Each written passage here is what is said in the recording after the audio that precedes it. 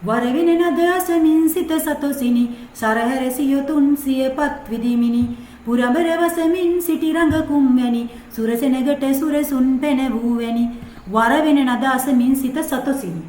වර කියන්නේ පුතේ උතුම් සතොසිනි කියන්නේ සතුටි මේ උතුම් වීණානාදය අසමින් සිත සතුටි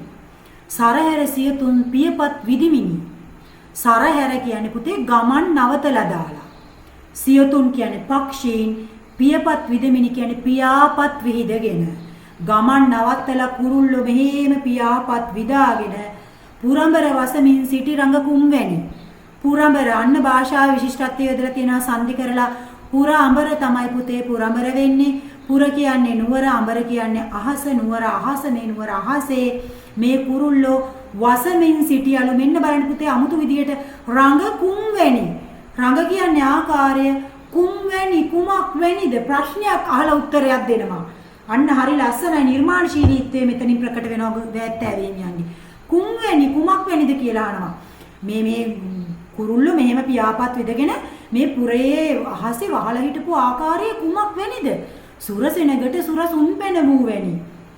සුරසෙනග කියන්නේ දිව්‍ය සේනාව දිව්‍ය සේනාවට සුරසුන් අන්න සංදි වෙලා සුර අසුන් සුර කියන්නේ දෙවියෝ අසුන් කියන්නේ ආසන සුරසුන් කියන්නේ දිව්‍ය ආසන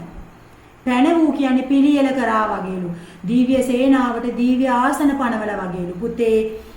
මේ උතුම් වීණානාදය අහලා හිත හතුටටපත් වෙච්ච පක්ෂීන්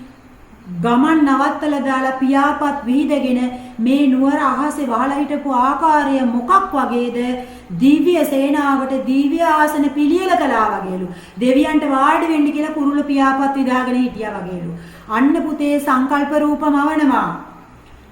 රූප මවනවා අතිශයෝක්තිය තියෙනවා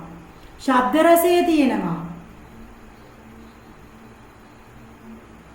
භාෂාවේ විශිෂ්ටත්වය යොදාගෙන තියෙනවා පුරඹර සුරසුන් කියලා ඊළඟට ලස්සන උපමාවක් යොදාගෙන තියෙනවා පුරඹර වසමින් සිටි රඟ කුම් වැනි මොකක් වගේද සුරසෙනගට සුරසුන් පැන වූ වැනි දිග උපමාවක් තියෙනවා පුරඹර කුරුල්ල වහලා හිටපු ආකාරය දිව්‍ය සේනාවට දිව්‍ය ආසන හැදුවා වගේ ලස්සන උපමාවක් තියෙනවා පුතේ